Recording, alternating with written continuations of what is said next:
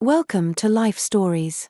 Today, we bring you a powerful tale of one man's unexpected encounter with prejudice at his local bank.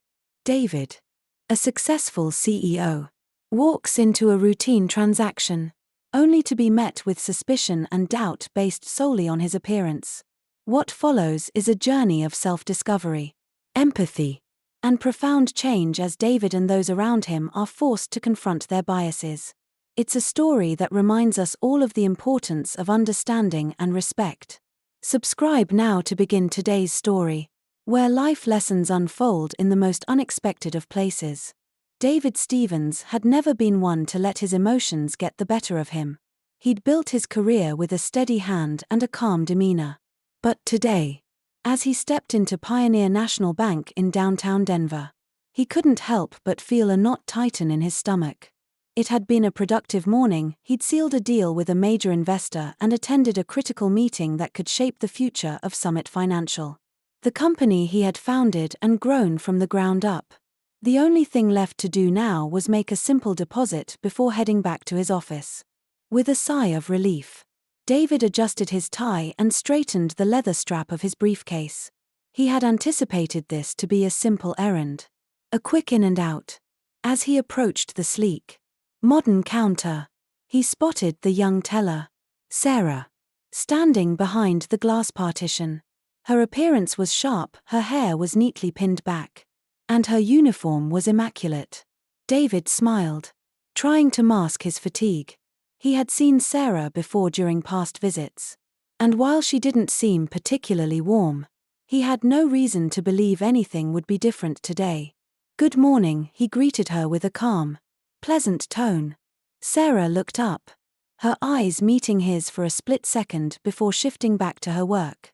She barely acknowledged his greeting. He slid the crisp check and a bundle of bills through the slot, his movements smooth and deliberate. "I'd like to deposit this," he said. For a brief moment, Sarah stared at the check. Then, her eyes flicked up to David, lingering a bit too long.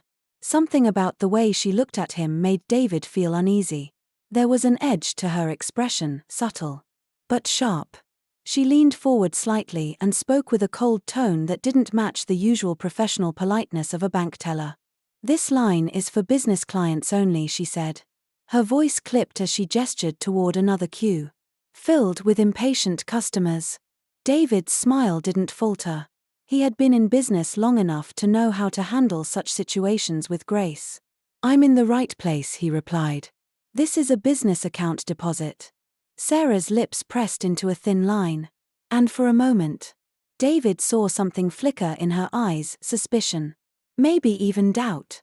"I'll need to see some identification," she said, her words cutting through the air like a sharp knife. David didn't hesitate. He reached into his pocket, pulled out his wallet, and handed over his driver's license. He wasn't concerned about showing proof of identity. What bothered him was the tone of her voice. It wasn't just a matter of procedure, there was an accusatory quality to it, as if she were assuming something was wrong before she even knew the facts. She glanced at his license, turning it over as if looking for signs of forgery. Her expression was guarded, and David's patience began to fray. He tried to remain calm, but her behavior struck him as unnecessary. "Yes, that's my ID," he said, his tone a little sharper than he intended. "Why?" Sarah didn't respond right away. Instead, she set the license aside, her gaze lingering on the check once more. Then, she held it up between them, her eyes narrowing as though she had discovered something sinister. "And where exactly did you get this?" she asked, her voice dripping with skepticism. David's calm exterior was beginning to crack. His mind raced, but he forced himself to stay composed. "I wrote it," he replied, his voice firm. "It's from my company, Summit Financial." Sarah let out a small scoff, as if she couldn't believe what he was saying. "And what exactly is your role there?" she asked, her voice dripping with incredulity. "I'm the CEO," David said simply. He had hoped that would be the end of it, but something told him it wouldn't be. Sarah's lips curled into a small, dismissive smirk. She leaned over to press a button on the intercom. Her movements slow and deliberate. "Security," she said. Her tone flat, as though speaking about a disruption rather than a customer. David's heart sank, but he forced himself to stay calm. "Is there a problem?" he asked. His voice steady, though a flicker of frustration began to creep in. Sarah folded her arms and leaned back in her chair. "I'm just doing my job," she said, her voice tinged with disdain. "This check doesn't look right. And your story doesn't add up." David couldn't believe what he was hearing. How could she question his legitimacy like this? After all the work he had put into building his company, to be treated as if he were a fraud simply because of his appearance felt like a slap in the face. "Do you have another form of ID? A passport?" "Maybe," Sarah asked, her tone almost mocking. David shook his head. Incredulous. "Who carries a passport to the bank?" he muttered under his breath. Sarah gave him a smug look. "I do when I travel," she said, her voice almost challenging him. Before David could respond, a tall security guard emerged from a side door. He was a solid figure, tall, broad-shouldered, and exuding authority. The air felt heavier now, as though the entire bank had collectively held its breath. The tension in the room was palpable. The guard addressed Sarah first. "Is there an issue?" Sarah glanced at David, then back at the guard. "Yes," she said, gesturing toward David. "I suspect fraud. This gentleman handed me a check and ID that don't seem to match. His story doesn't add up." David turned toward the guard, still holding his ground. His composure was slipping, but he wasn't about to let this woman tarnish his reputation with false accusations. "There's no fraud," he said, his voice steady but laced with a hint of frustration. "I'm here to deposit a check from my company account. Everything I've provided is legitimate." The guard looked between Sarah and David, unsure of how to proceed. His stance shifted slightly, as though weighing the situation. "Do you want me to call the police?" he asked, his tone neutral but firm. Sarah shook her head. "Not yet," she replied. "Let's confirm the check first." David inhaled deeply, trying to calm the storm brewing inside him. "You could save us all some time by calling the number on the check," he said, his voice composed despite the frustration building beneath the surface. "They'll confirm everything." But Sarah ignored him. She pulled a second monitor closer and began typing in the check details, her fingers tapping sharply on the keyboard. As she typed, she glanced up at David again, her gaze heavy with suspicion. "Do you have anything else to prove who you are?" she asked, her tone sharp and probing. David opened his briefcase and handed her a neatly printed business card embossed with the Summit Financial logo and his name. He knew that in most circumstances, this would be all that was needed. But Sarah barely glanced at the card before setting it aside as if it were meaningless. "We have policies to prevent people from scamming us," she said coldly. "You'd be surprised how often we catch people trying to pass off fake checks." David clenched his jaw but kept his composure. "Is this how you treat all your customers?" he asked, his voice cutting through the tension. "Or just the ones who look like me?" Sarah faltered, her expression briefly softening before hardening again. "I'm just doing my job," she said defensively. "You're the one who's acting suspicious." David's heart pounded in his chest. He wasn't just being treated poorly, he was being judged. Not by his actions, but by his appearance. In that moment, he understood something profound. It wasn't just about one teller or one incident, it was about a larger societal issue that still permeated every corner of life. The security guard cleared his throat awkwardly, trying to defuse the situation. "Why don't we let her verify the check and sort this out?" he suggested, his tone neutral. David nodded, stepping back. "Fine. Go ahead. Verify it." As Sarah began to make the call to verify the check, David crossed his arms, watching her. His calm demeanor was all that remained of the man who had come in hoping for a routine deposit. But now, he wasn't just fighting for his money, he was fighting against an invisible prejudice that had been thrust upon him without cause. The call would be the turning point. But for now, the tension in the air was thick. And David knew this was just the beginning. David stood in tense silence, his gaze fixed on Sarah as she typed away at the keyboard. Still not acknowledging him. The seconds stretched into what felt like hours. The hum of the fluorescent lights above and the distant chatter of customers seemed to fade into the background. His mind raced. But he kept his emotions in check. He knew this wasn't just about the check or the deposit, it was about being judged unfairly. About assumptions being made based on nothing but appearances. As Sarah clicked away at the computer, David could feel the weight of the other customers' stares. He glanced around the room. Some looked away quickly, pretending not to notice the growing tension, while others seemed to watch intently, their curiosity barely concealed. He wondered what they were thinking. Did they believe him? Or had they already formed their opinions based on the way Sarah was acting? He pushed the thought aside. It didn't matter. All that mattered now was that this situation was resolved. And he could go back to his life. Finally, Sarah picked up the phone with an air of authority. Her voice was sharp and clipped. The way someone would speak when they thought they were in control of a situation. "Hello. This is Sarah from Pioneer National Bank. I'm calling to verify a check for $50,000 issued by Summit Financial. Can I speak to someone in charge?" she asked. David felt his frustration rising again.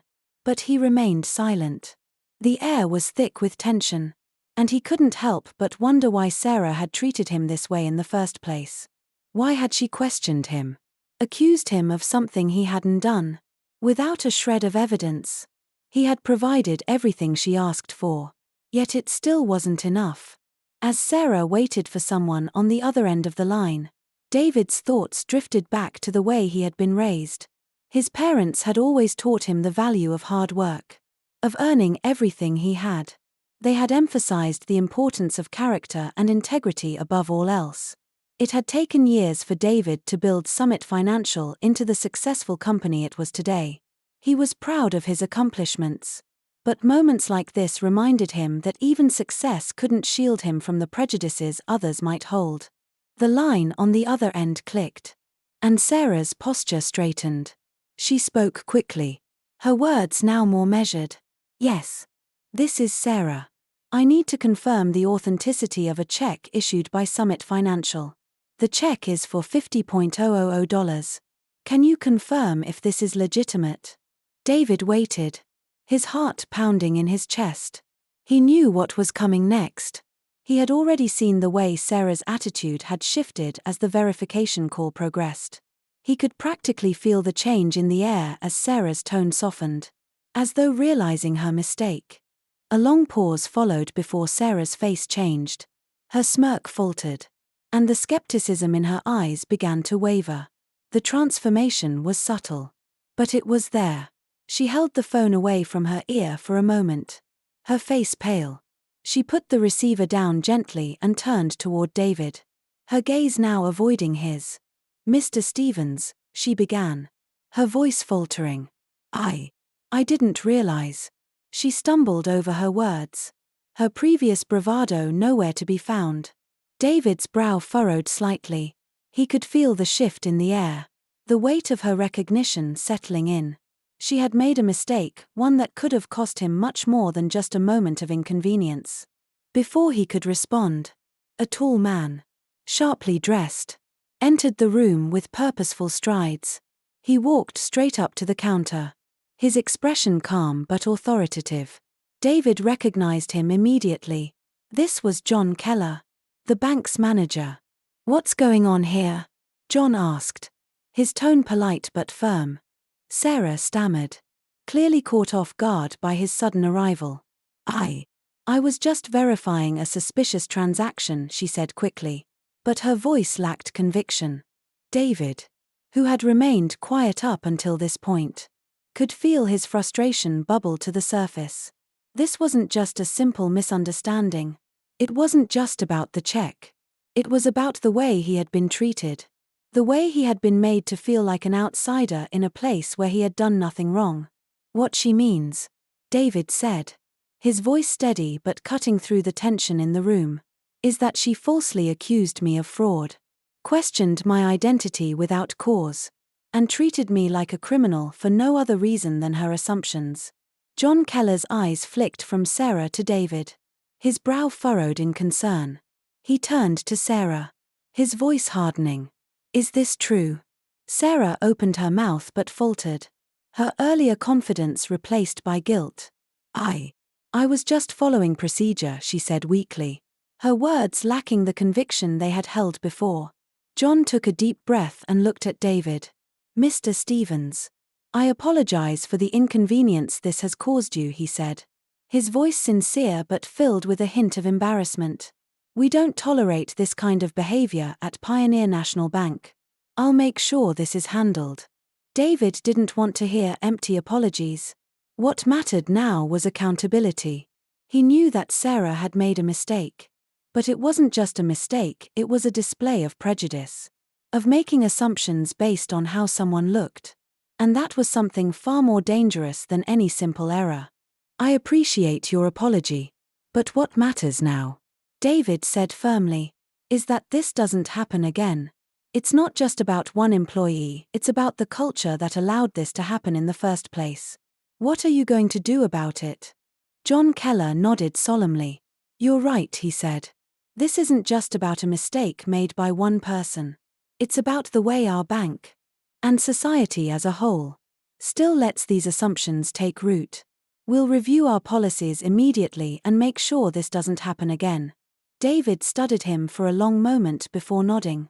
"That's all I ask," he said. "Because this isn't just about me. It's about everyone who gets unfairly judged before they even have the chance to prove themselves." The room was quiet now, the weight of the conversation settling heavily over everyone present. David knew this wasn't just a small issue, it was a larger conversation about prejudice and assumptions that needed to be had. And if he had to be the one to start it, he would. John glanced at Sarah before looking back at David. "I'll make sure this is taken care of, Mr. Stevens," he said, his voice steady and confident now. David nodded and turned to leave. But not before offering one final thought. "Remember, it's not just about policies or procedures. It's about respect. Treating people with respect, no matter what they look like or where they come from." With that, David stepped out of the bank, his mind heavy with the weight of what had just transpired. But as he walked back into the sunlight, he knew that this was a conversation that needed to continue not just in this bank, but everywhere. As David stepped out of the bank and into the warm Denver sunlight, a deep sense of frustration lingered. He was no longer angry, but the sting of what had happened still gnawed at him. The way he had been treated wasn't just a minor inconvenience. It wasn't about a mistaken identity or a misunderstanding about his company. It was about something deeper. Something that had been ingrained into the way people viewed him and others who looked like him because of his appearance. It was about assumptions based on preconceived notions, and the realization that those assumptions had real consequences. The day had started as any other. David had come to the bank with a simple task in mind: to make a routine deposit for Summit Financial. His company. He had spent years building it from the ground up. It wasn't just a business, it was a symbol of his hard work, dedication, and vision. And yet, in that moment, in that bank, it hadn't mattered. The way Sarah had looked at him, questioned him, and doubted his intentions, it was a stark reminder of the barriers that still existed in society.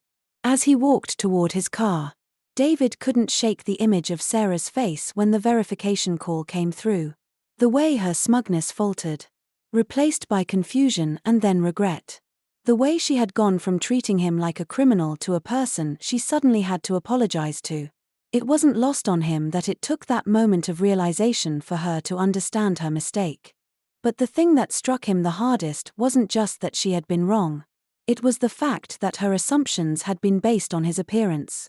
She hadn't taken the time to listen, to understand, or to even consider that someone like him could hold a position of power. To her, his face, his skin color, and the way he carried himself had already told her everything she needed to know. And that had been enough to judge him. Back in the bank, Sarah had been visibly shaken after she'd made the call, after she'd realized who he was.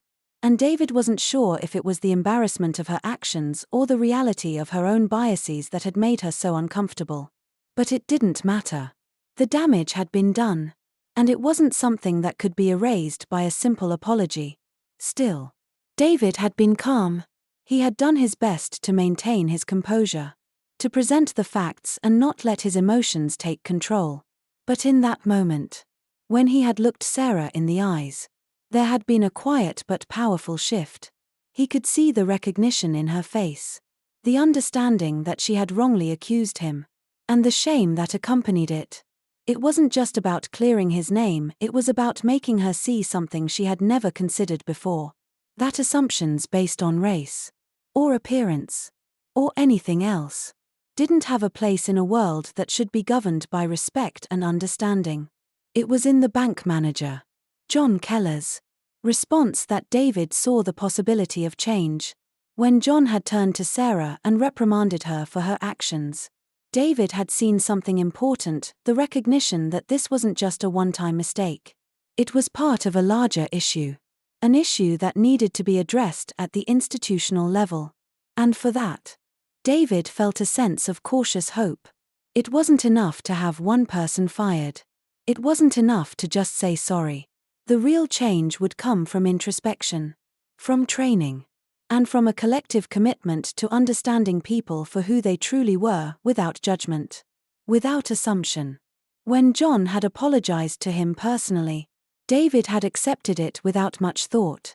The apology was necessary, but it wasn't the solution. What mattered more was what came after. What would Pioneer National Bank do to ensure that this didn't happen again? How would they change the way they treated people? The way they made decisions based on more than just surface-level assumptions? David's thoughts were interrupted as he reached his car. The cool leather of the seat greeted him as he sat down. But it did little to soothe his mind. He knew the road ahead was long. Changing perceptions, changing hearts, it was a slow and difficult process. But it had to start somewhere. And if today was any indication, maybe that somewhere could be here. Maybe it had to be. As he pulled out of the parking lot, David couldn't help but feel a sense of quiet satisfaction. The experience had been uncomfortable, yes, but it had also been a catalyst for something bigger, something necessary. He wasn't just a CEO, he was someone who had experienced firsthand the kind of prejudice that too many others had faced. And if he could help change that, even in small ways, it would be worth it. The conversation he had had with John Keller had left him with a sense of optimism, albeit cautious. He wasn't expecting miracles, but he had seen a willingness to change, to address something that needed to be addressed. And that, in itself, was a step forward.